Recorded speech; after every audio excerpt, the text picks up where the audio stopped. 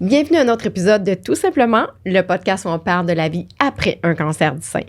Julie, aujourd'hui, on a accueilli notre deuxième chirurgien. Hein, oui. On est vraiment privilégiés. Oui, en deux semaines, on a eu Dr Boumeri il y a à peu près une semaine. Aujourd'hui, on a accueilli le docteur Démétrios Rézis, qui est un autre chirurgien plasticien. En fait, ton chirurgien... En fait, c'est mon préféré parce que c'est lui qui a eu à m'opérer au niveau de la reconstruction. Donc, vous allez voir, ça va être vraiment intéressant, le podcast à ce sujet-là. Vraiment, parce qu'on couvre vraiment, en fait, la reconstruction mammaire, plus précisément par expanseur, la chirurgie que toi, tu as eue, Julie. On a parlé aussi de d'autres, traitements qu'il offre, parce qu'il est aussi au privé, mais c'est très intéressant, très accessible comme chirurgien. Généreux de son temps, de ses informations. En tout cas, on le remercie vraiment beaucoup. Oui, ça a vraiment été un podcast fort enrichissant. Et bien, nous, en fait, c'est notre dernier podcast de la saison. Hein, on vous l'annonce déjà. La saison 1 se termine avec le 15e épisode. Oui, 15e épisode. Hein, on est très fiers d'avoir livré... plein de beaux sujets.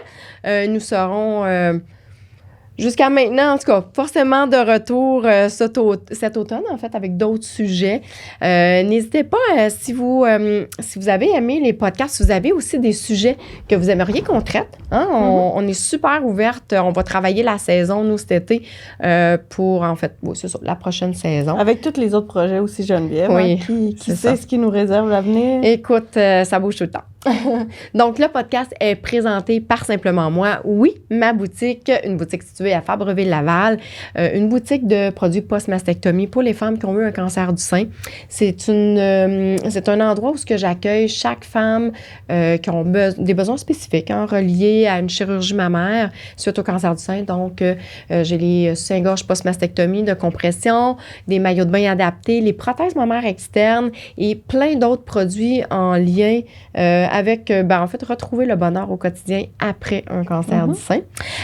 Simplement Moi, c'est également un service à domicile que j'offre pour les femmes qui aimeraient peut-être, mais pas peut-être, mais en fait, qui est peut-être dû à la chimiothérapie, se sentent peut-être moins en forme. Moins d'énergie, moins mobile. Oui, puis des fois, l'aspect physique, on ne veut pas nécessairement s'exposer, je le vois souvent. Donc, le service à domicile est disponible ou pour les dames en CHSLD qui n'ont pas nécessairement de voiture. Donc, moi, je me déplace et pour connaître, en fait, les régions que je desserre, simplement vous référez à mon site web au www.simplementmoi.com où toutes les régions sont énumérées. Et finalement, Simplement Moi, c'est quoi, Julie? Une boutique en ligne. Une boutique en ligne, Geneviève, et on offre sur le podcast un rabais de 15 % de rabais pour ceux qui nous écoutent, dans le fond. Alors, le code promotionnel est le suivant, c'est SEIN, S-E-I-N, 15 pour avoir le 15 % sur la boutique en ligne, Geneviève. Donc, allez farfouiller dans cette belle boutique en ligne pour avoir de beaux produits à 15 %. Donc, on laisse aller le podcast, Julie? Oui, tout à fait. Bonne écoute. Bonne écoute.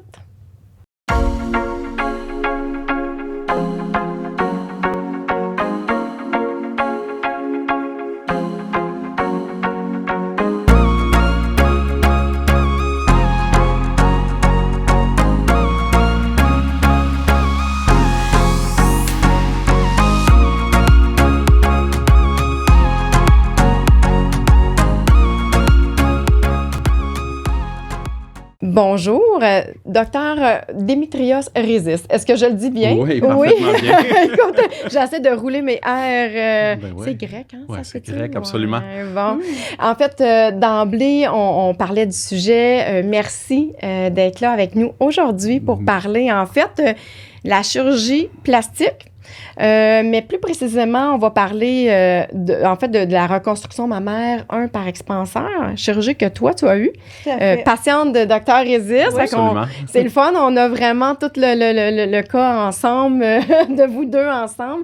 Et on va parler aussi un peu plus tard de vos services, un petit peu plus at large, parce qu'il y a beaucoup de choses que vous faites pas juste exactement. La reconstruction mammaire. Je porte plusieurs chapeaux. Oui, bien, c'est bon de diversifier nos façons de faire. faire, hein, comme Tout on à dit. fait. Donc, puis on est chanceux, c'est ça qu'on se dit d'entrée de jeu, c'est que la semaine passée, on a eu Dr Boumery, un de vos collègues. Ben oui, que je connais très bien, un de mes professeurs, un de mes collègues que je connais très bien, un très bon chirurgien, Dr Boumery. Ben, en fait, puis c'est juste une continuité, hein, Julie, Ben parce oui. que la semaine passée, on parlait de la reconstruction mammaire, mais en plus, en général, des statistiques et tout. Mais aujourd'hui, c'est ça, on va vraiment, comme je mentionnais, on va vraiment parler plus de la reconstruction mammaire, en fait, par expanseur, avec des prothèses mammaires internes. J'aimerais ça, avant qu'on commence, Dr Isis, parler de votre parcours. D'où vous venez, vos études, puis votre spécialité, en fait, en Bon. termes de chirurgie. Mon parcours a été un peu pas direct vers la médecine ni la chirurgie plastique. Initialement, j'ai fait un parcours traditionnel, secondaire cégep, ne sachant pas trop quoi je voulais faire après le cégep.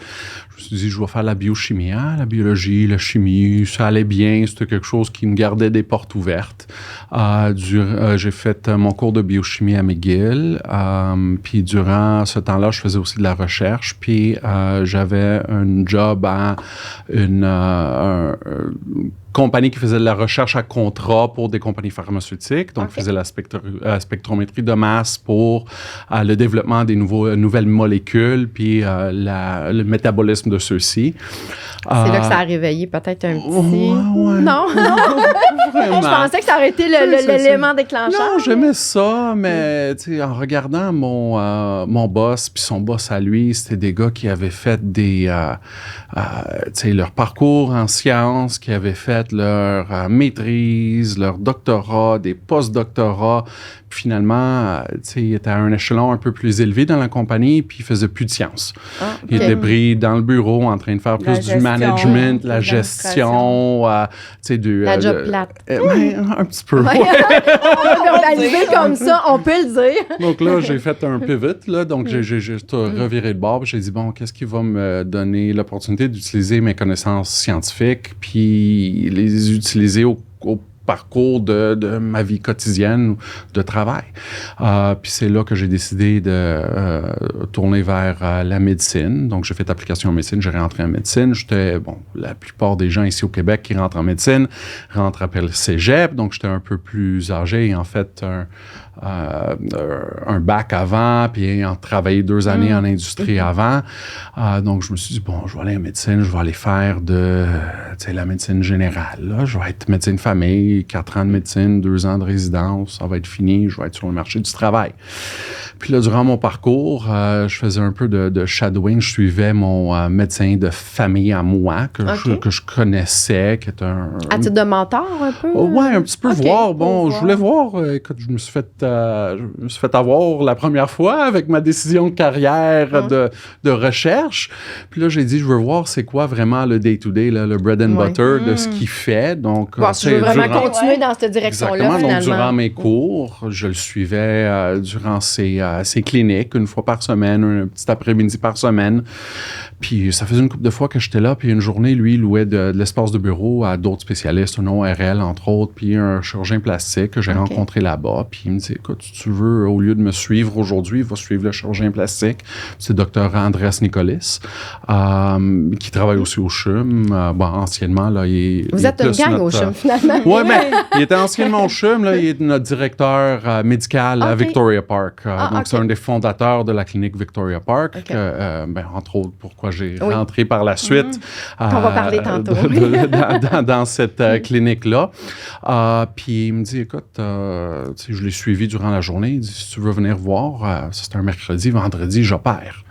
Bon, je suis allé le voir à l'hôpital Notre-Dame du CHUM dans le temps. Là, puis on a fait des cas, je le suivais en salle d'opération, fait des fractures de la main, fait une reconstruction mammaire, fait une fracture de la mandibule, puis une reconstruction du nez après un cancer où il a pris un lambeau, un morceau de peau du front qui a flippé vers le bas pour reconstruire le nez. Puis je me suis dit, wow! C'était ça. C'était vraiment ça qui... Ouais, le coup de foudre. Puis là, là, tu sais, j'ai commencé à faire, c'est quand même une spécialité très contingentée, la chirurgie plastique. Ah oui? Ah oui, très Tout le monde, contingentée. en fait, beaucoup de Beaucoup de demandes, se dirige pas vers beaucoup de place. OK. C'est une très belle spécialité parce que c'est très varié. Oui. Puis c'est un peu ça Jamais la même journée, hein? Ouais, jamais la même journée. Donc, c'est un peu ça qui m'a... c'est le coup de foudre, comme on dit, là, pour cette spécialité-là. Donc, je commençais à faire de la recherche là-dedans, à m'impliquer, à aller au Journal Club, aux réunions de la spécialité pour les résidents, puis tout ça, d'enseignement, pour un peu me faire connaître, faire des stages là-dedans, puis éventuellement, c'est ça qui... c'est ça qui est arrivé. C'est ça qui est arrivé. Est-ce que vous êtes spécialisé? Parce qu'il y a des types de chirurgie. Je sais qu'il y en a qui sont spécialisés plus en rhinoplastie. Ils vont devenir une sommité dans certaines sphères. Est-ce qu'il y a des sphères au niveau de la plastie où Donc, vous êtes plus spécialisé? Moi, Ben là, au niveau de ma mère, là, on le sait, mais... Suite à ma résidence, j'ai fait un fellowship en microchirurgie en chirurgie de la main à New York. Donc, j'ai fait une année là-bas en surspécialisation en microchirurgie essentiellement, puis en chirurgie de la main poignet, qui était un de mes intérêts. Qui a Des fractures, du scaphoïde, des reconstructions au niveau des cancers, suite à des accidents, des cancers osseux dans la région, réparation tendineuse. En fait, je faisais partie, moi je suis en sabbatique présentement, mais je faisais partie de l'équipe de réimplantation au CHUM, qui est un centre de référence pour toute amputation de membres au Québec. Donc, même si c'était en Gaspé ou à Alma, puis tu as une amputation de doigt ou de main, les patients sont transférés au CHUM. Donc, je faisais partie de cette équipe-là aussi. Mais entre autres, à ma pratique hospitalière à Cité de la Santé, c'est une pratique quand même très variée où on fait de la chirurgie de la main, reconstruction pour des cancers de peau au niveau du visage, tête et cou, et ainsi beaucoup de chirurgie au niveau du sein. Donc, de reconstruction du sein, soit par lambeau, pas au même... débit puis volume qu'ils font au CHUM, mais principalement reconstruction par implant. OK. Oui, c'est ça. En fait, aussi, en termes de reconstruction, on va en parler tantôt, mais c'est la reconstruction par implant, en fait, est la plus populaire, on va dire ça comme ça, la plus pratiquée. La plus pratiquée. Ouais. En fait, en termes de popularité, il y a des trends, comme tout dans la vie, en chirurgie plastique aussi, de reconstruction. C'est sûr, quand le DIEP est sorti, c'était vraiment le trend de faire la reconstruction par DIEP. Il y a un petit shift vers les implants, mais là, avec un peu le perfectionnement des techniques puis les habilités là, de microchirurgie, on voit une bonne... peut-être pas 50-50, là, mais un bon split entre les reconstructions par implant et les reconstructions autologues par DIEP. OK. Parfait. Bien, pour moi, c'est un plaisir, Dr. Régis, de vous rencontrer aujourd'hui comme ça, parce qu'on se rencontre d'habitude. Déjà. Oui. Puis en dehors d'un bureau. Ben oui, puis d'habitude, il m'appelle Madame Terrien. Là, aujourd'hui, c'est Julie. Oui. En fait, on se connaît depuis mai 2020, qu'on s'était vu la première fois. Puis souvent, les gens me demandent qu'est-ce que j'ai eu comme opération, parce que j'en ai eu 5 au total. Puis j'ai eu l'idée de dire à Geneviève, bien, qu'est-ce qui serait le mieux que l'expert qui en parle de mon dossier? Parce qu'on sait qu'on ne peut pas parler des dossiers patients, mais du dossier de Julie, si Julie a vu... Tu l'autorises, hein? C'est sûr. Moi, je ne parle jamais d'autres patients, sauf si j'ai l'autorisation. On y va. C'est pour ça qu'on est là, en fait. En fait, ma première question, c'est plus de dire qu'est-ce que tu aurais à expliquer dans mon parcours puis pourquoi on a choisi ces chirurgies-là selon ma situation. Bon, ton parcours, si je me rappelle bien, a été un peu compliqué parce que vous aviez eu un cancer du sein diagnostiqué initialement en 2018. 17. Oui. Avec la chimiothérapie au départ. Exactement. Puis il y a eu une mastectomie partielle. Par la suite. Par la suite, un de mes collègues, Dr. Sinois, Cité de la Santé, vous a pris en charge et a fait une injection de gras au niveau du sein, vu que c'était une mastectomie partielle qui avait eu lieu. Pour combler le vide, en fait. Exactement. Elle a fait une injection de gras pour combler le vide, pour améliorer le contour, puis une chirurgie de symétrisation de l'autre côté. Hein. Bien, pas immédiatement. Un petit lifting du mamelon. Oui, c'est ça. Puis par après, là, on avait décidé, à ma demande, d'enlever le sein gauche. Parce que le risque de récidive était important dans mon cas. Avant ça, il y a eu la chirurgie de mastectomie totale à droite. À droite, c'est ça. C'est avec Dr Bouchard, si Exact. je me rappelle bien. Oui. Ouais. Donc, il y a eu cette chirurgie-là, mais vous aviez déjà eu la radiothérapie ainsi que la chimio de ce côté-là, qui Oui. complique un peu Qui limitait les choix en les avocat. choix, parce que c'est sûr, quand on a la radiothérapie, le taux d'échec d'une reconstruction par implant est un peu plus augmenté. Donc, les gens qui ont, les patientes qui ont eu la radiothérapie, souvent, on se dirige plus vers les lambeaux dieppe ou un lambeau grand dorsal. Sauf dans votre cas, je me rappelle durant notre consultation initiale, j'ai dit, mais votre peau, même si vous avez eu la radiothérapie, Elle était quand même belle, ça hein? datait d'un petit moment, puis elle était quand même belle. Donc, je dis, écoute, ça dépend un peu de vous. Julie, si tu veux aller, ou Madame Terrien, dans le temps. Ouais, ouais. Aujourd'hui, c'est Julie. Oui, aujourd'hui, c'est Julie. Mais ça dépend un peu de vous. Si vous êtes game de faire un essai par implant, c'est quelque chose qui se fait. On sait que le taux d'échec peut être jusqu'à 30 à 40 mais, étant donné votre qualité de peau, je pensais que c'était quelque chose qui était très, très, très possible. Mais, quand on se lance là-dedans, il faut toujours parler de, vu le taux d'échec qui est quand même pas négligeable, il faut être sûr que si on se lance dans une reconstruction, qu'on est prêt à aller à l'étape suivante, advenant qu'on a une complication puis qu'on a un échec, parce que on peut pas retourner, même si on a essayé une reconstruction par implant, c'est pas très simple retourner à un sein non reconstruit, disons, complètement plat après, parce que cette peau-là, avec les expanseurs puis avec l'implant, a été étirée. Donc, si on faisait juste une mastectomie, on fermait, on aurait un thorax plat. Mais si on fait une reconstruction, la peau, comme je dis, est étirée. Avec l'expanseur, des fois, il y a aussi une petite concavité qui se fait au niveau du thorax. Donc, si on enlève l'expanseur après, disons, dû à un échec, ça reste pas un thorax parfaitement plat. Après, on a une petite concavité, ça laisse des traces. Donc, souvent, les patientes qui se disent prêtes à avoir une reconstruction par implant quand ils ont déjà eu la radiothérapie, je leur dis que, il faut être prête que si ça marche pas, de passer. C'est sûr, vous pouvez décider d'arrêter puis de ne pas passer à l'autre étape, mais il faut être mindé que je serais prête à passer à l'autre étape, advenant un échec. Je me souviens que je vous avais posé beaucoup de questions, puis que vous étiez convaincu. Moi, je voyais dans ses yeux, dans son expérience. Écoute, on se voit à quelques minutes dans le bureau, mais puis je vous avais posé la question, si c'était votre sœur, est-ce que vous y recommanderiez ça? Puis vous m'avez dit absolument. Ouais.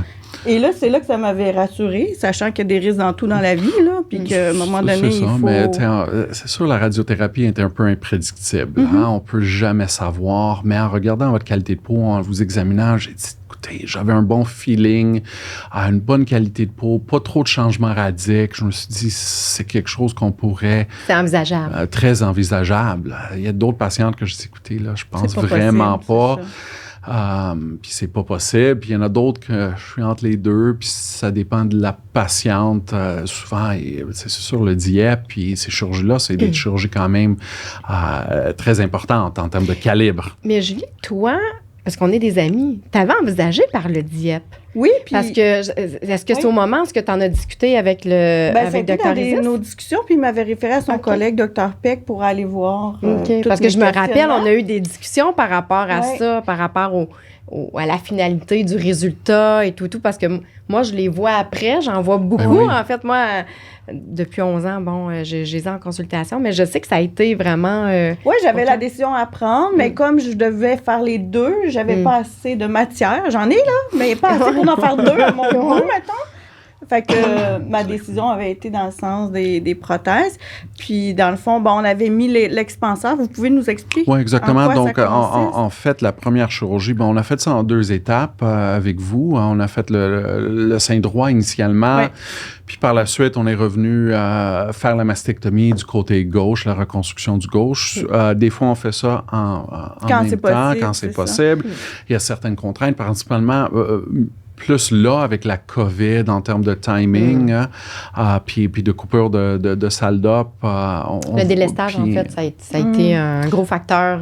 Absolument. Il y a eu des prises de décision très différentes qui auraient eu là, peut-être 3 ans. Ou, Absolument. Puis, tu sais, des fois, c'est aussi une question d'être capable des patients qui ont besoin de faire la radiothérapie rapidement après ou continuer la chimio post-chirurgie. T'sais, on ne veut pas créer des délais au traitement oncologique par une complication potentielle sur un sein qui a été fait de façon prophylactique. Ouais. Donc, des fois, dans ces cas-là, on enlève le sein malade qui a le cancer, puis on dit, écoutez, on va traiter votre cancer, tout ce qui est reconstruction, bon, on va la faire, mais dans un deuxième temps. Donc, chez vous, ce qu'on avait fait avec Dr. Bouchard, il a fait une mastectomie complète à droite, puis à ce moment-là, nous, ce qu'on fait en termes de reconstruction, dépendamment de la peau qui reste, puis la qualité de la peau, certaines fois, on est capable d'aller directement émettre un implant, une prothèse finale. Certaines fois, on passe par un expanseur comme on a fait chez vous. La raison principale pourquoi on a passé par un expanseur, c'est votre historique de radiothérapie.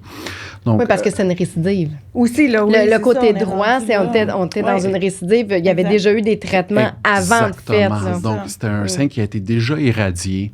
Donc, à ce moment-là, de mettre le stress et la pesanteur d'un implant final direct, c'est quelque chose qui me stresse toujours un peu parce que là, on a une peau qui est pas tout à fait compliante, une peau qui a été traitée, travaillée avant, qui a eu la radiothérapie. Donc, à ce moment-là, on passe par l'intermédiaire de l'expanseur. Donc, l'expanseur, ce que c'est un implant à l'eau saline qui est un implant temporaire qui se gonfle. Il y a un petit port d'injection dessus qu'on peut, avec à l'aide d'un petit aimant, trouver le port d'injection à travers la peau puis piquer dedans avec une petite aiguille pour gonfler de façon progressive. Toutes les 2 semaines, à peu près. Ben, ça dépend, j'imagine. 2-3 semaines, dépendamment de la compliance de la peau, de la tolérance de la patiente. Il y en a qui le font toutes les semaines. Et jusqu'à obtention du volume désiré, finalement. Désiré, puis en fait, notre endpoint, c'est obtention du volume désiré. Des fois, on est... Avec la capacité, là. Exactement. Des fois, on est pris à arrêter de façon plus précoce l'expansion parce qu'on voit que la peau ne tolère pas le volume désiré. Donc, c'est un jeu de action-réaction avec la peau durant l'expansion. Une fois l'expansion faite, qui peut prendre, plusieurs semaines à 3 mois, là, à expandre. On disait tout le temps, c'est pas un marathon. Hein? Ça, je me souviens. En fait, on disait c'est un marathon, pas un sprint. Oui, c'est ça. Exact. C'est vrai. C'est les bons mots. On cherche une... Parce que des fois, on peut mettre une seringue qui a 50-60 cc à peu près. Exactement. Des fois, on est capable d'en mettre 2. Souvent, au début, on est capable d'en mettre un petit peu plus parce que, imaginez, la prothèse est quand même vide, donc il y a plus de place à gonfler. C'est un peu comme gonfler un ballon. On souffle au début, on souffle fort, puis ça gonfle un petit peu, puis vers la fin, on souffle un petit peu, puis ça gonfle pas mal. Exact. Donc, c'est un peu pareil. Donc, au début, on est capable d'aller un petit peu plus rapidement à l'expansion, puis après ça, on ralentit un peu, puis ça commence à stretcher. Donc, essentiellement, une fois que le sein est enlevé, nous, ce qu'on fait, parce qu'on veut une couverture complète de l'implant. Puis des fois, la peau qui nous reste après la mastectomie, c'est sûr qu'on enlève le sein au complet. Il y a un plan naturel, donc une couverture de la glande mammaire naturelle. Puis ce qu'on laisse, c'est la peau et une petite couche de graisse sous la peau. Chez certaines patientes, cette couche-là... naturel, en fait. C'est ça. De toute façon, ça n'est pas inclus dans le sein. Il faut une couche de graisse, puis il faut garder cette peau en vie pour être capable de faire la reconstruction. Donc, il y a des vaisseaux qui passent dans ces zones-là pour irriguer cette peau-là pour qu'elle puisse guérir. Donc, chez certaines patientes, il y a peu importe le gabarit de la patiente, là, il y a des patientes très minces qui ont une couche graisseuse très épaisse, puis des patientes qui sont un peu plus grassouillettes, qui ont une couche de gras puis de peau très mince. Donc, nous, pour un peu protéger l'implant, qui est un corps étranger qu'on ne veut pas qu'il s'infecte, on soulève le muscle grand pectoral. Puis on l'utilise pour faire la couverture du pôle supérieur de l'implant. Puis ce qu'on fait au niveau du pôle inférieur, c'est on crée comme une brassière interne avec de l'alloderme. Puis l'alloderme, c'est un peu vulgaire de dire, c'est de la peau de cadavre. Oui. Donc, c'est la peau de cadavre décellularisée qui a été traitée. Donc, il ne reste plus de cellules de la personne d'avant. Puis, en fait, c'est un échafaudage c'est un support, qu'on met. Oui, c'est ça. C'est pour supporter le Non seulement ça, vu que c'est un échafaudage dermique, les cellules de la patiente rentrent dedans, puis le revascularisent, puis l'intègrent à la peau de la patiente. Donc, ça aide. Ils vont comme se jumeler tout ensemble. Ils rentrent dedans, puis jumellent ça, puis c'est intégré à la peau de façon interne, puis ça rajoute une épaisseur, puis une autre protection à pour l'implant qui est en place. Donc, une fois ceci est fait, on a des drains. Vous vous rappelez de vos drains? Hein? Oui, quand même. Avec mes contentements. Camisole et tout ce qu'il faut pour aider. Là, donc, les drains sont là parce qu'il y a un espace, un espace mort virtuel, puis le corps a horreur de l'espace mort, le corps aime remplir de l'espace avec du liquide. Donc, on utilise les drains pour évacuer ce liquide-là, pour s'assurer que tout colle bien puis guérit bien. Une fois ceci fait, normalement, à la 3e semaine, c'est là où je commence les expansions avec le petit aimant, on trouve le petit port d'injection, on fait la petite piqûre, on gonfle tranquillement, pas vite, l'implant aux 2 semaines, 3 semaines, dépendamment, comme on l'a dit, de la tolérance de la patiente. Puis ça prend, comme on dit, un bon 2-3 mois. Vous vous souvenez sûrement, je vous avais posé une question, moi j'avais peur que ça éclate. Ça éclate, là. Ouais, à force de gonfler. De gonfler, mais de se coucher sur le ventre. Puis à un moment donné, ça vient plus dur aussi. Ouais. Je l'appelais ma roche à la fin. Ouais. Mais il m'avait rassurée. Hein, c'est rare. Écoutez, depuis 2015 que je suis assisté de la santé, j'ai eu peut-être 2 fois qu'on a eu des complications de prothèses. Une fois, c'était potentiellement une erreur technique où on a percé la prothèse avec l'aiguille. Puis une autre fois, c'était vraiment la prothèse a fait un leak, puis on a dû remplacer l'expanseur. C'est très rare, là. Puis ils sont faits quand même assez solides. Oui, je les ai testés quand même. Puis il m'avait rassurée en disant, Julie, si tu vas à la salle de bain, puis c'est une autre couleur que d'habitude, le pipi, s'il change de couleur, là, tu m'appelles. Oui, c'est pas bon. En fait, ce qu'on met, ce qu'on remplit, la prothèse, on la remplit avec une solution de normal salin, la même chose qu'on met dans une intraveineuse. OK. Sauf que ce que je fais, c'est que je rajoute un colorant, le bleu de méthylène. Donc, c'est un colorant naturel qui est excrété s'il rentre dans votre... Qui n'est pas dangereux. Pas dangereux, il est excrété, mais ça nous fait 2 affaires. Dans le système. Exactement. Donc, tu l'aurais vu. Si on a un leak, on a des... donc, une fuite de la prothèse d'expansion, on a des pipis du bleu puis du jaune. Ce qui est pas normal. C'est des pipis verts, finalement, que ça donne. Puis la même affaire, au début, quand on met l'implant initialement, puis il n'est pas très gonflé, pour savoir s'il y a un problème avec la prothèse, on peut attendre 3 semaines pour commencer à injecter pour savoir que, écoutez, coudonc, là, ça gonfle pas. Donc, à cause du colorant bleu qu'on met dans le liquide, si on voit du bleu qui sort par les drains, on sait précocement aussi qu'on a un problème avec la prothèse. Donc, c'est une petite technique qu'on utilise pour être capable d'un peu aider à diagnostiquer quand on a des problèmes, qu'est-ce qui se passe exactement. C'est ça. Oui, ce que j'ai appris aussi, c'est que oui, on en injecte dans l'expanseur pour le faire gonfler, comme on dit, mais on peut aussi en enlever. À un moment donné, j'ai été vous voir où là, c'était plus tolérable. Puis il y avait des délais d'opération, du délestage et tout ce qu'on connaît. Donc là, à un moment donné, c'était de l'inconfort. J'ai été vous voir, puis on en a enlevé. C'est ça un des point négatif de l'expanseur, c'est qu'à un moment donné, ça commence à devenir inconfortable. Tu sais, dans un monde idéal, on fait notre chirurgie initiale, on met l'expanseur, on prend notre 2-3 mois pour faire notre expansion, un 3 à 6 mois de délai. Parce que là, une fois qu'on a étiré la peau, là, c'est comme un élastique. Un élastique, hein? Si tu étires puis tu enlèves trop vite, là, ça va essayer de rebondir. Donc, ce qu'on veut, c'est étirer la peau puis la laisser prendre un peu cette expansion-là, s'habituer, prendre sa place. Donc, idéalement, c'est un 3 à 6 mois qu'on attendrait. Bon, chez vous, ça a été plus 1 an avec le délestage. Oui. D'autant plus que avec la radiothérapie, ça aurait, même si on était capable de le faire en 3 mois, j'aurais attendu au moins un 6 à 9 facilement avec vous, parce que la peau irradiée, elle est... elle réagit un peu plus lentement, elle peut nous jouer des tours, donc on aime lui donner son temps de bien se placer. Donc ça aurait été plus un 9 mois, 8-9 mois au lieu d'un 12 qu'on a attendu, là, mais... Puis dans mon cas, on a enlevé le mamelon, mais j'avais le choix aussi, hein, vous m'aviez expliqué, puis Dr Bouchard aussi, là, à l'époque. J'imagine que c'est un choix qu'on peut donner aux femmes selon les situations? Donc oui, le choix de mamelon, moi, je laisse de garder ou enlever le mamelon, je le laisse toujours initialement. La décision se prend d'une décision oncologique. Des fois, le cancer il est trop proche du mamelon. Il n'y a pas de cellules qui sont près du... Puis là, à ce moment-là, on dit, écoutez, c'est pas recommandé de garder le mamelon.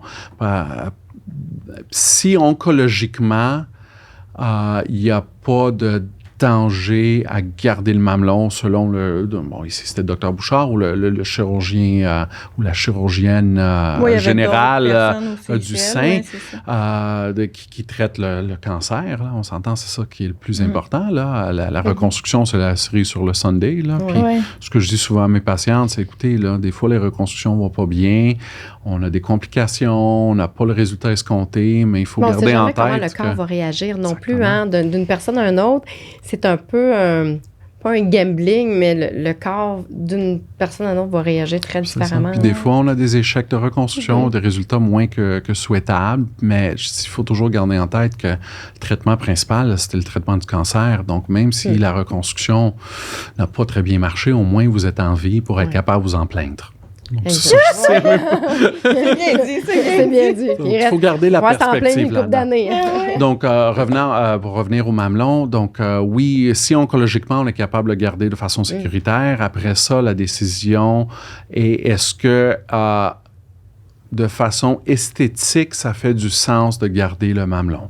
Dépendamment de la taille des seins, l'aptose, si on a un mamelon très descendu chez des seins très volumineux, là, c'est pas possible de garder ce mamelon-là puis de le repositionner à la bonne place parce qu'on est aussi limité par le volume des implants qu'on peut mettre. Donc, c'est sûr, une patiente qui a des seins très volumineux avec un mamelon descendu, à ce moment-là, on ne le suggère pas de façon esthétique.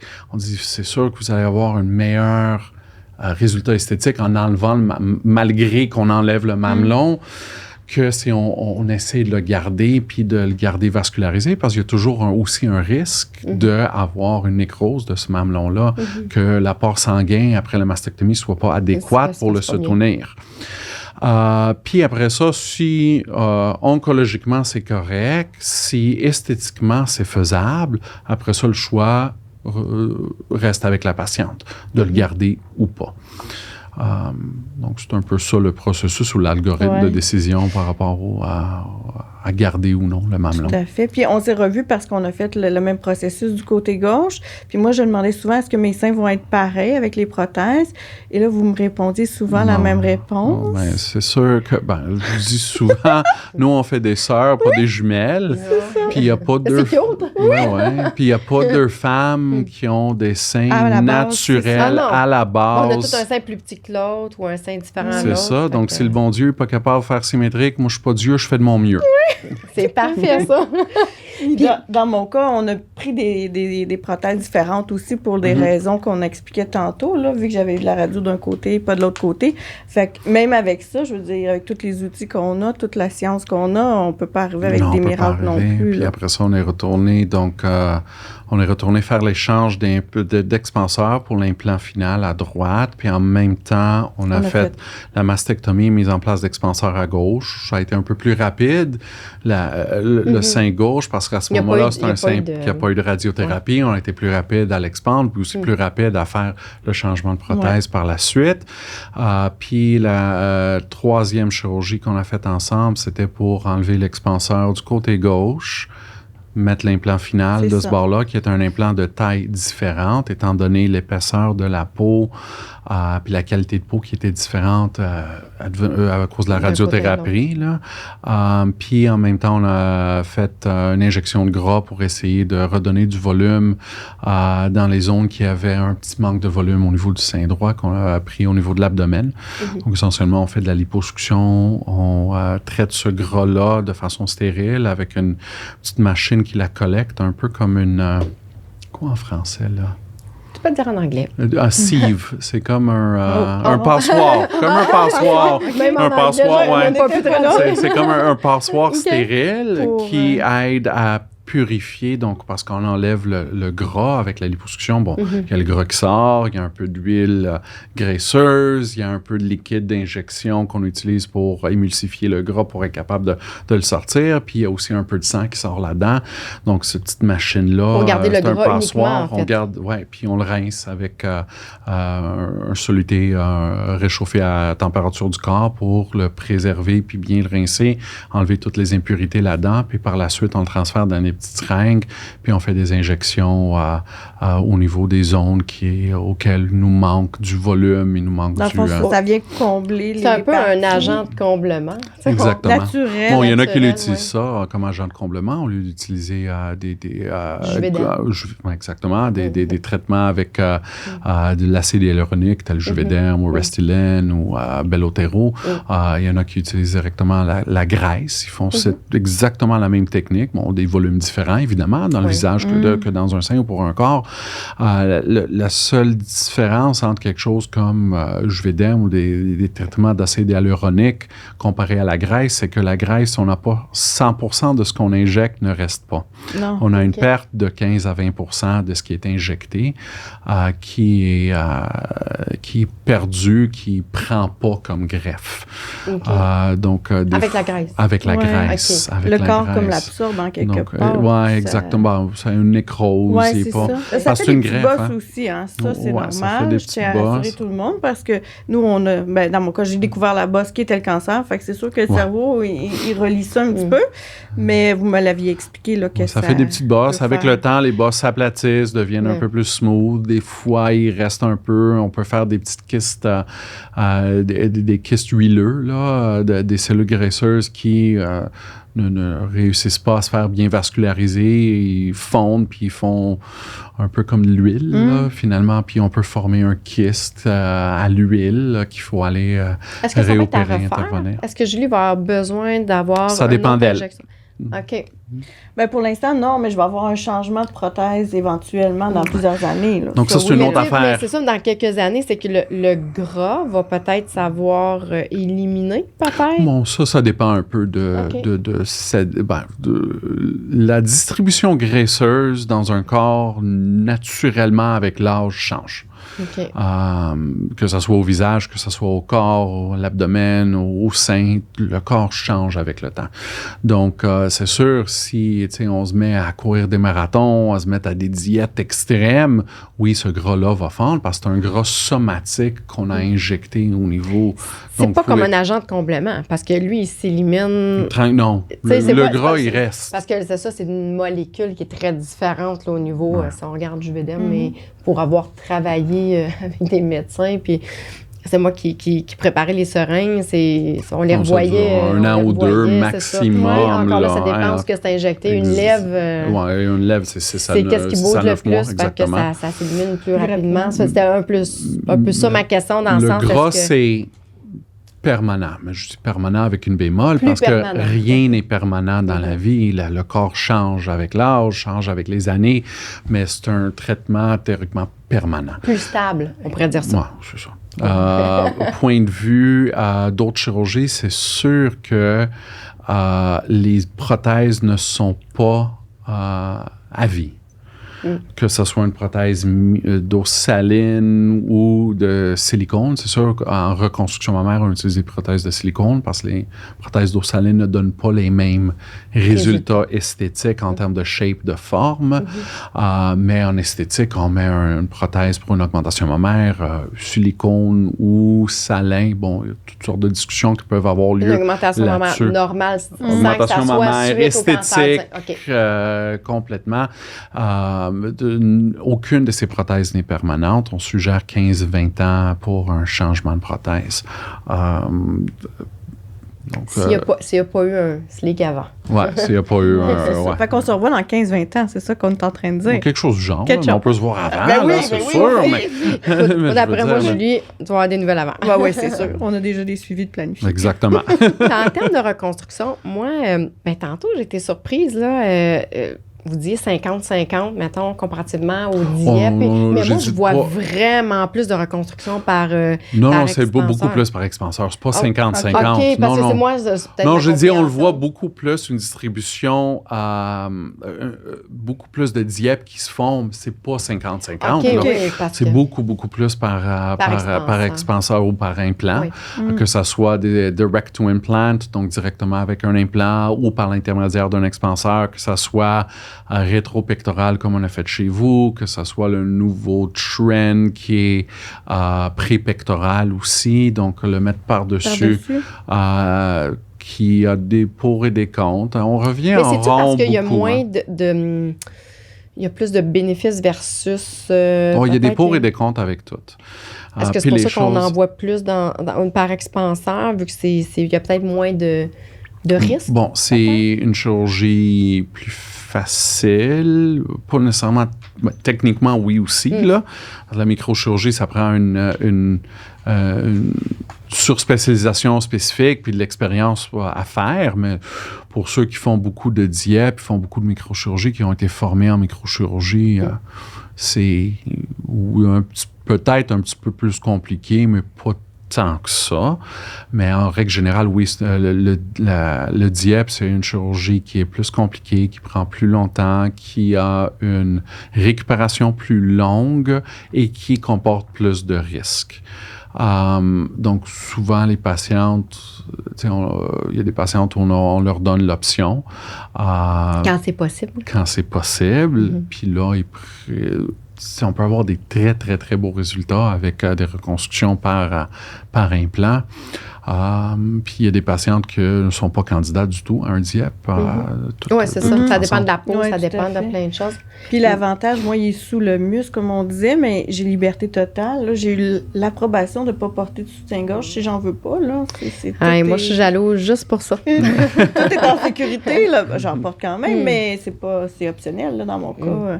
Parce vu que tout ce qu'on a fait. ça tient tout seul. Et ça va tenir. Et ça va continuer de tenir. Ouais, les implants ont tendance à tenir. Ouais. C'est sûr que les reconstructions par DIEP peuvent être plus naturelles en termes de feeling, en termes de shape aussi. Donc, il y a ces avantages. Puis, beaucoup plus long comme convalescence. Oui, mais C'est deux écoutez, places. c'est sûr que les patients post-opératoires d'un DIEP, tu les vois jour 2, jour 3, post-op, puis là, ils disent « Oh my God, qu'est-ce que j'ai fait? » J'entends ça. Oui, j'ai ça. J'entends Sur le coup, ça hein. tout le temps. Mais- Qu'est-ce que j'ai mais fait? après Mais après ça, Mais après ça, là, tu leur parles 3 mois plus tard, puis c'est la meilleure décision de ma vie. Exact. Donc, exact. c'est un peu, le corps humain est fait Ouais. comme ça. Il oublie le trauma, il oublie, l'inconfort, il oublie la oublie douleur. qu'on accouche puis qu'on veut Ouais, plus de c'est ça. bébé. C'est ça, on en j'allais fait dire. d'autres. On C'est ça, accouche, on j'allais dit dire. c'est fini, Je on me n'en rappelle veut ma plus. femme, puis là, on après recommence. mon premier bébé, that's it, no more, je fais Ouais. plus ça. Exact. Puis après ça, On recommence. Ok, on hein, recommence. fait que Donc, c'est la même affaire. le cerveau puis le corps humain est Ouais, bien on est fait bien avec fait pour ça. Ouais. En 2019, je le sais qu'il y a eu un rappel des prothèses allerganes. Oui. Ouais. Moi, je sais que ça l'a... C'est incroyable, là. Mes clientes m'en parlaient. C'était une grosse insécurité qui est venue. Ben Je me rappelle pas pourquoi ils ont fait les rappels. Je pense que c'est... Ça, je veux Donc, pas le m'avancer. rappel, c'était sur les implants texturés, qui Oui, était c'est la ça, nouvelle exact. technologie, qui était très bien. On parlait de shape naturelle du sein. C'est sûr, un implant, les implants silicone smooth sont ronds, sont symétriques. C'est ça donne une shape qui n'est pas tout à fait naturelle au niveau du sein, qui donne un peu plus de fullness au niveau du pôle supérieur. Puis, il avait sorti des implants qu'on appelle les implants anatomiques. Ces implants anatomiques étaient en gouttes d'eau.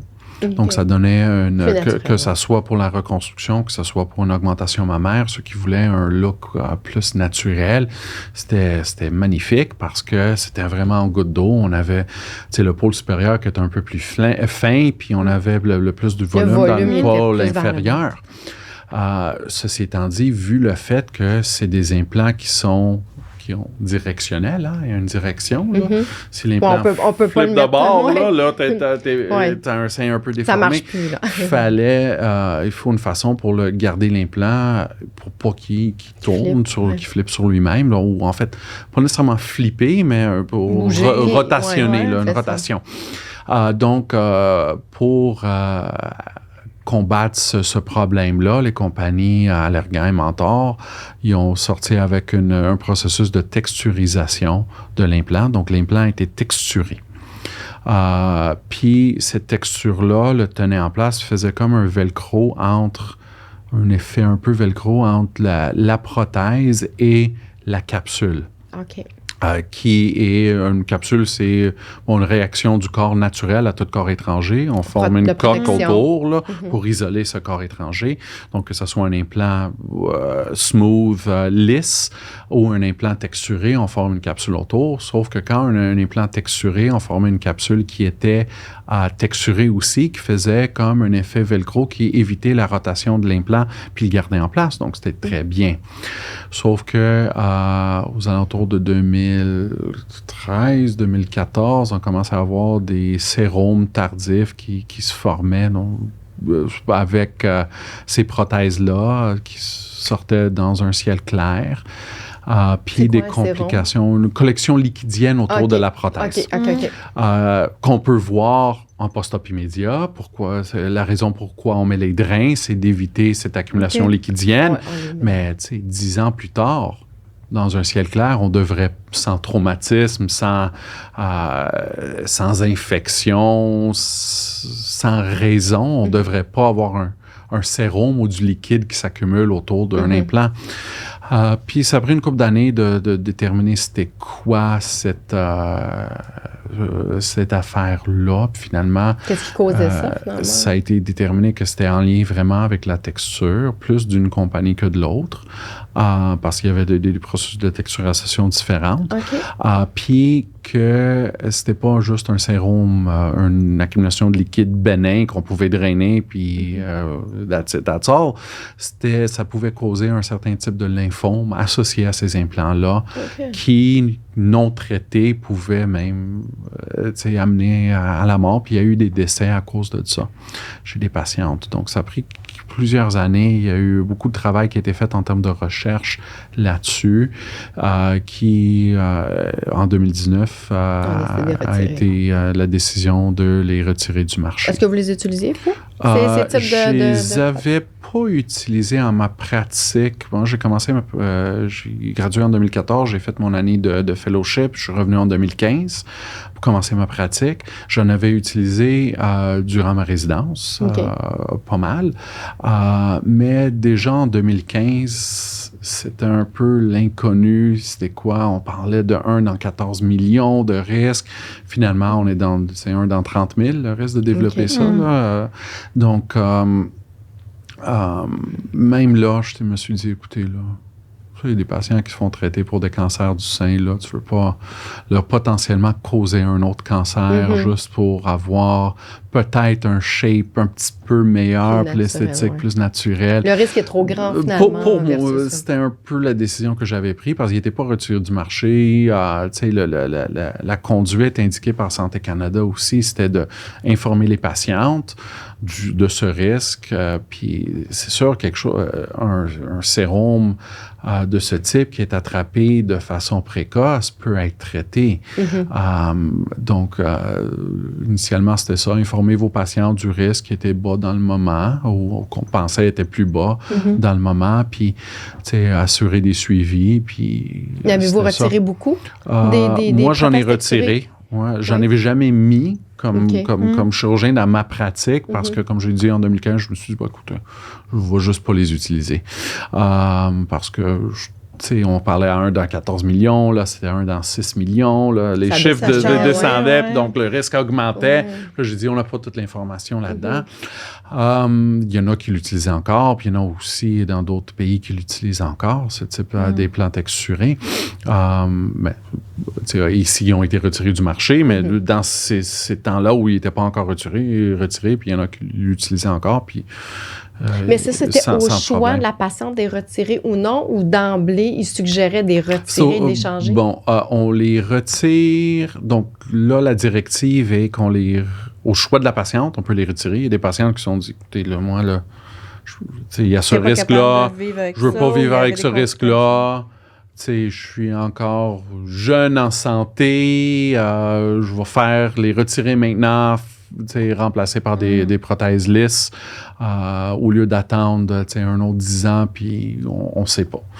Mais à leurs frais ou c'était aux frais de... C'est pas pris en charge par le gouvernement? Donc, le retrait d'un implant est pris en charge par le gouvernement. Donc, l'exérèse de l'implant et capsulotomie est prise en charge par le gouvernement. Le reste... remettre un implant, faire un redrapage, tout ça, bon, c'est considéré l'esthétique parce que, bon, le gouvernement couvre ce qui est dangereux pour la vie, là. OK? Donc, retirer, c'est couvert. Tout le reste, la reconstruction, par la suite, remettre un autre implant, faire un redrapage n'est pas.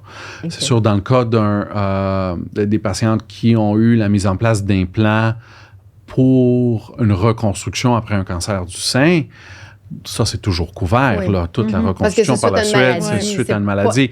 Mais les patients qui l'ont mis de façon esthétique, bon, le retrait est couvert parce qu'il y a un risque associé à ça, mais tout le reste n'est pas.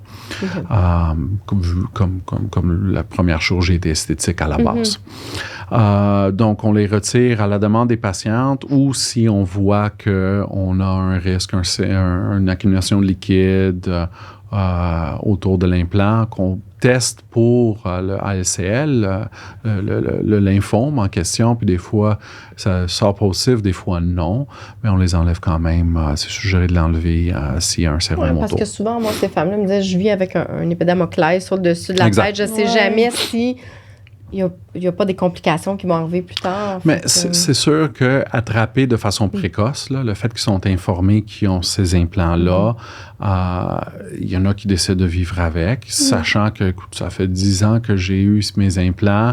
Dans 10 ans, de toute façon, je vais les changer. Je vais vivre le reste de 10 ans. Je vais juste faire attention. Si je vois qu'il y a un gonflement au niveau du sein, je vais être attentive à ça. Puis c'est tout à fait correct parce que le risque, on s'entend, il n'est pas énorme. Il n'est pas zéro, mais il n'est pas énorme. C'est ça. Puis aujourd'hui, c'est quelle sorte d'implants vous utilisez plus souvent? Les implants plus souvent, que ça soit en esthétique ou en reconstruction, c'est toujours 100% des implants lisses au silicone. Les rondes. Mais pas liquides, hein, vous m'aviez dit. Non, c'est du silicone cohésif. Là. Ça n'existe plus.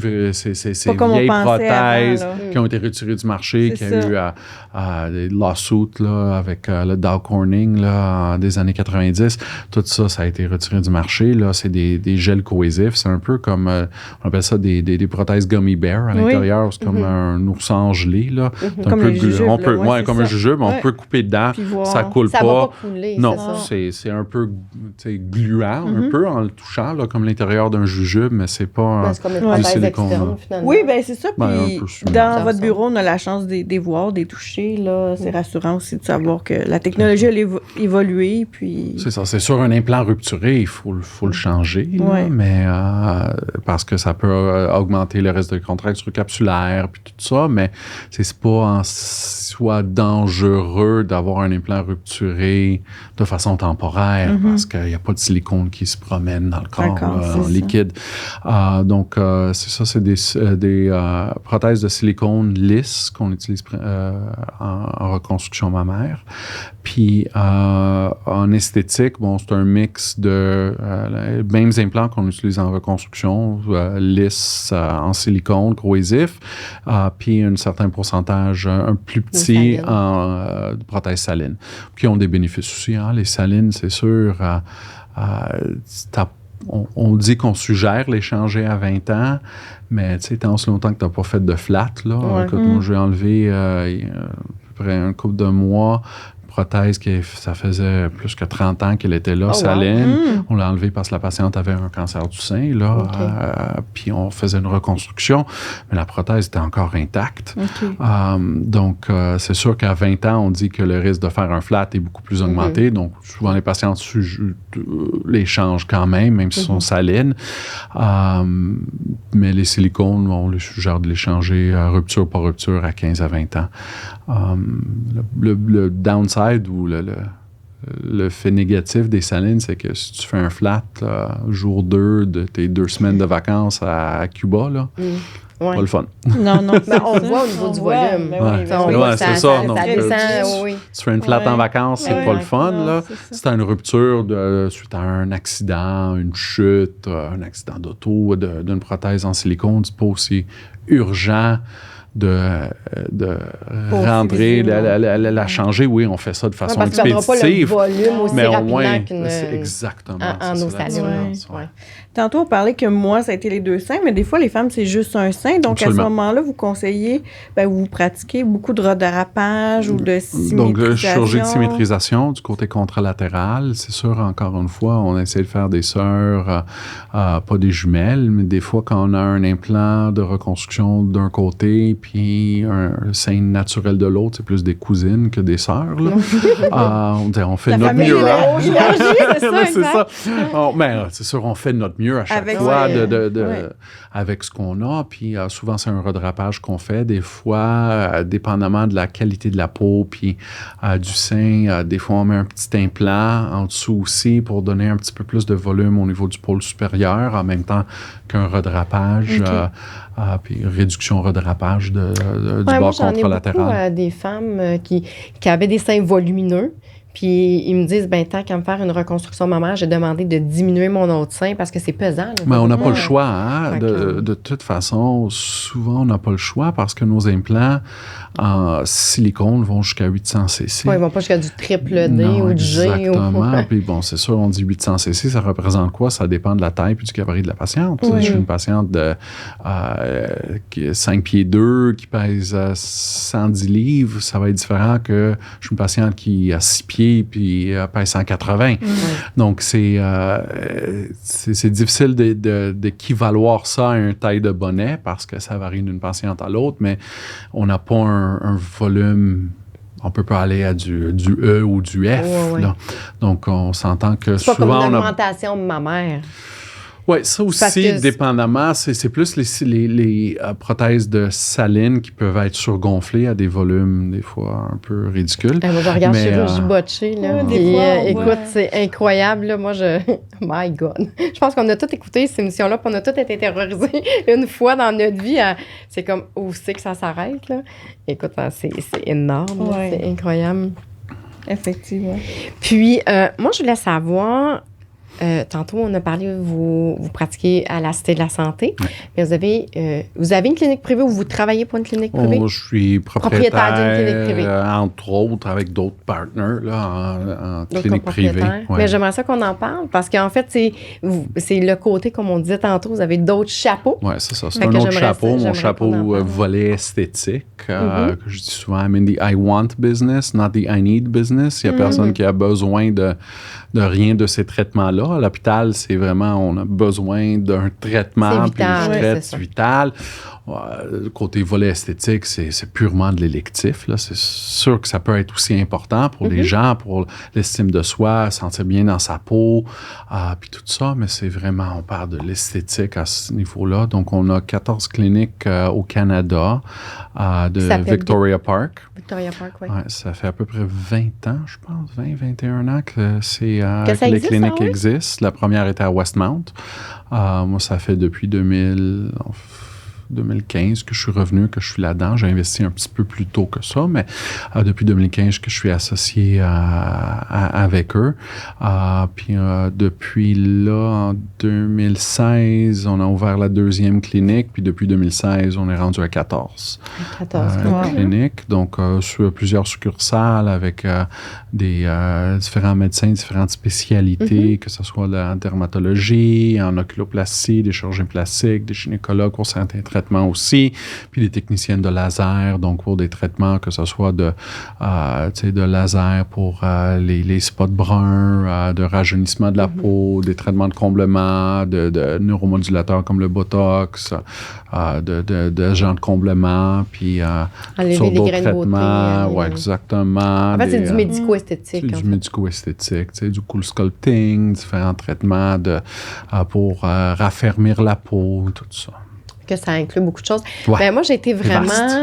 oui, vraiment. Puis, écoute, moi, je me crée vraiment des besoins. Là. Écoute, j'ai juste à regarder le site, puis j'appelais Julie, puis je me disais, hey, ça, il me semble que je me ferais... Hey, ça, puis...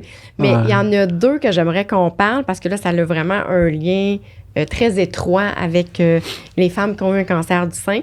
Tu te rappelles, Julie, il y a quelques semaines, on a accueilli Geneviève Côté, sexologue, psychothérapeute.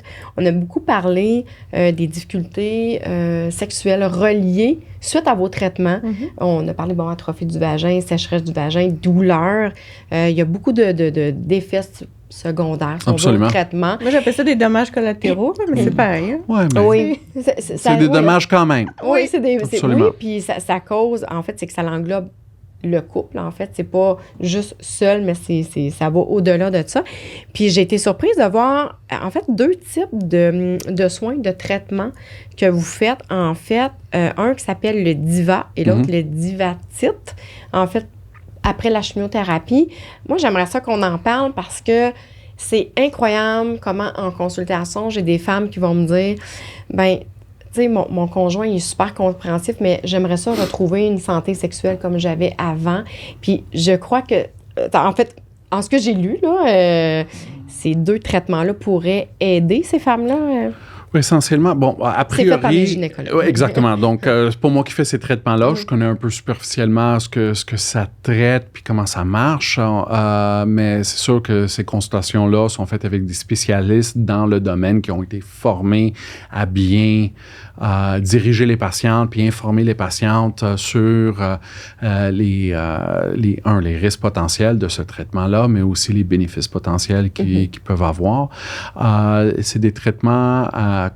a priori, des traitements esthétiques et de bien-être sexuel qui ont des effets, qui peuvent avoir comme un addon des effets bénéfiques au niveau de certains problèmes de sécheresse vaginale ou d'atrophie vaginale post-traitement de chimiothérapie ou juste avec dû à la ménopause induite aussi. Là. Exactement, que ce soit la ménopause induite ou que ce soit la ménopause tout court pour le naturel.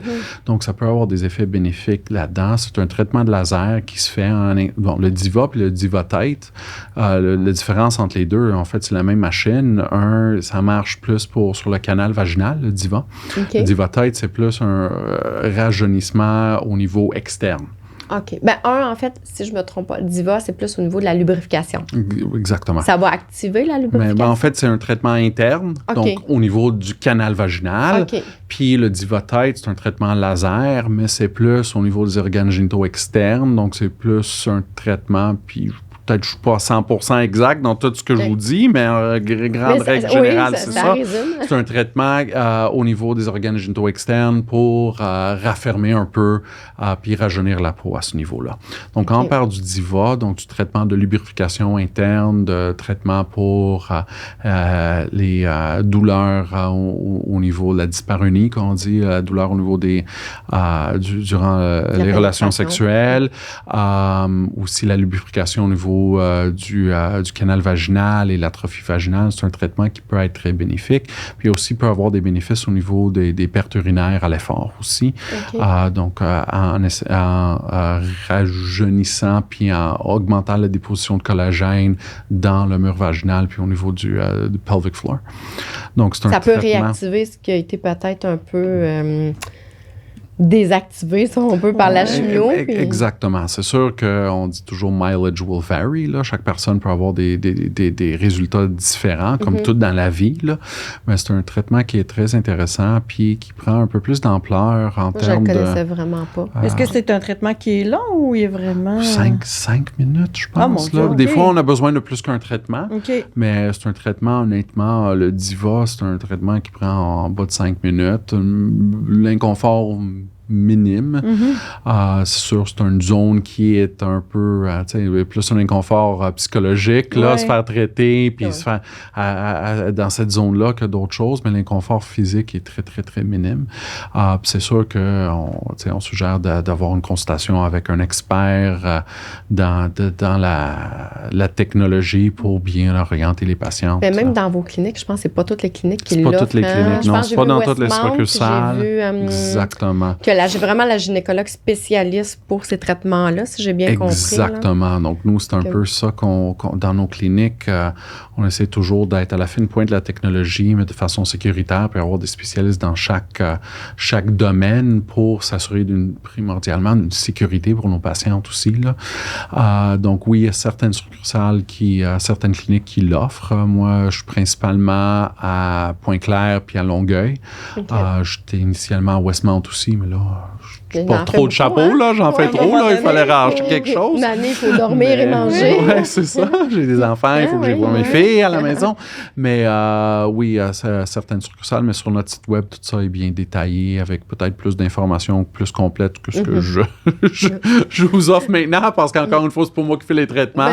Donc, je connais des grandes lignes, mais je connais pas tous les détails. En termes de traitement, en fait, vous faites les abdominoplasties. En fait, qu'est-ce que vous faites chez Victoria Park? Donc, je fais tout ce qui est injection, donc que ce soit neuromodulateur ou Botox Dysport, injection d'agents de comblement, des petites exérèses de grains de beauté, tout ça à la clinique.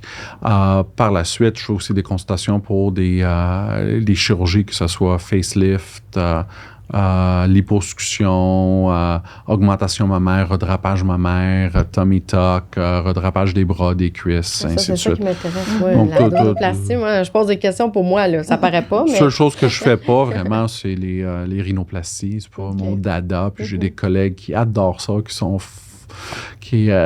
dans toutes nos cliniques, là, que je peux référer. Donc, je me suis dit, écoute, va voir mon chum, lui, il est bien meilleur, puis il aime faire ça. Donc, t'es mieux dans ses mains que dans les... autant que d'autres, peut-être qu'ils aiment moins les seins, puis... Exactement. Chacun leur spécialité. Souvent, on se pose la question, nous, quand on a le cancer du sein, est-ce que ça va aller plus vite si je vais au privé pour des services? Qu'est-ce que vous répondez aux femmes qui vous posent cette question-là? Donc, c'est sûr que tout chirurgien plastique, tout chirurgien tout court, là, qui cotise à la RAMQ, là. Donc, qui est inscrit à la RAMQ, qui est payé par la RAMQ pour faire des traitements couverts par la RAMQ, ne peut pas charger pour faire ces mêmes traitements au privé. Okay. Donc, c'est coupé direct au couteau, là. Il y a des affaires que je fais... Je change de chapeau là, quand je change de clinique.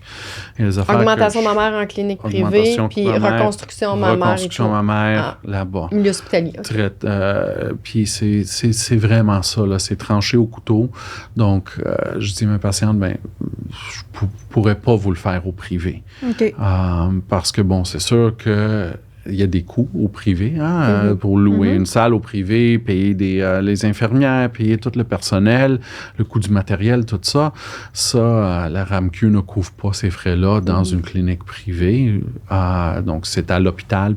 Il y a certaines cliniques qui ont des ententes avec des hôpitaux pour être capables de faire des codes de l'hôpital. Des locations, des salles. Mais ça, ça passe à travers l'hôpital puis la RAMQ, le réseau.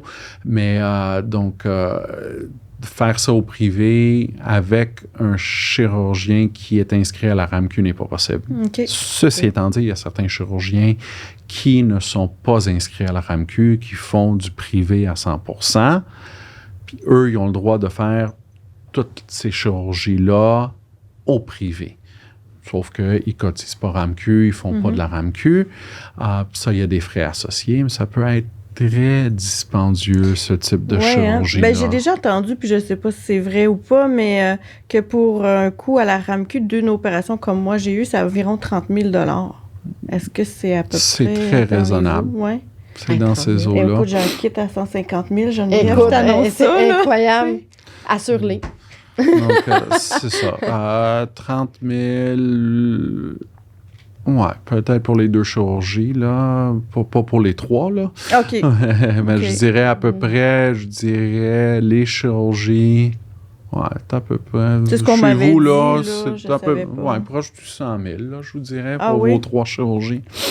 Ouais. Mais c'est bon que tu poses la question parce que moi, dans le temps de la pandémie, j'avais beaucoup de mes clientes parce que, bon, dû au délestage, leur chirurgie de reconstruction mammaire a été plus relayée. En fait, vous avez priorisé plus les mastectomies, en fait, Qui pour était- enlever le cancer, là, en Absolument. fait, que les reconstructions. Absolument. Et j'ai beaucoup de mes clientes qui me disaient, moi, j'ai envie de me... Tu sais, je vais payer, là, je veux pas attendre. Fait que dans ce cas-là, elle aurait pas pu se rendre en privé, mettons, avec vous. Avec moi, non. OK. Il aurait fallu qu'elle se trouve vraiment un privé-privé. Exactement. Puis il y en a à Montréal, il y en a un peu partout qui font du privé-privé, puis c'est des très bons chirurgiens. Mhm. Mais moi, je pourrais pas faire ça au privé parce que c'est un service couvert par la RAMQ. Donc, si je veux Ouais. garder ma licence, Ouais. Ben oui. si je veux... Ben, il y a l'ordre des médecins, il y a tout ça, il faut faire donc attention c'est pas- aussi. là. Exactement. Ouais. C'est Par ça. curiosité, combien d'opérations vous faites par année pour les reconstructions suite au Bonne cancer question. du sein, à peu près? J'ai vu votre question Ouais, mais- dans la liste que vous m'avez mais c'est envoyée. pas grave, Je me suis ouais. dit, il faut que je check ça, puis j'ai pas eu le temps de checker. En moyenne, donc, pré-COVID, on Oui. parle, là, on Ouais, opérait ouais. de Juste façon au-delà de plus l'idée, régulière. Femmes qui nous Donc, écoutent, là. pré-COVID, j'opère en moyenne une fois par semaine au bloc majeur à Cité de la Santé. Puis en règle générale, ma journée, je fais au moins 1 ou 2 cas de sein. OK. Donc, que ce soit des reconstructions ou des échanges, des secondes étapes, des échanges Ouais. d'expanseurs pour des implants finaux. Donc, disons 50 semaines de travail, 2 semaines de vacances. là. Oh oui. Deux, On va ouais. les laisser. Deux par semaine. Je dirais au minimum 100 patients Quand par même, année.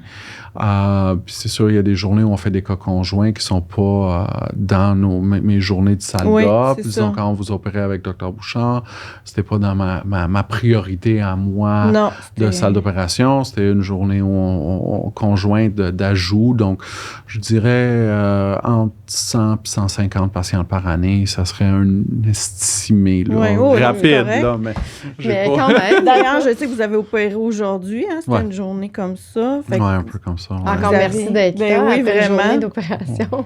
On finit Ah, à 4 heures, là, Bon, c'est correct. ouais, là. c'est quand même pas si pire. Puis, ben, écoutez, en terminant, si, mettons, là, on a parlé de plein de chirurgies, en fait, parce qu'on peut aller dans vos cliniques aussi. Si on veut vous rejoindre, en fait, là, je parle pas de l'hôpital, parce que là, c'est vraiment par rapport Par référence, en fait. par Ouais, référence, ça, c'est par par l'hôpital. référence, Puis exactement. vous êtes relié plus à la Cité de la Santé, Exactement. puis on a plein d'auditrices de partout, mais quelqu'un qui voudrait aller voir, parce que là, je le sais, on va mettre le lien des cliniques de Victoria Park.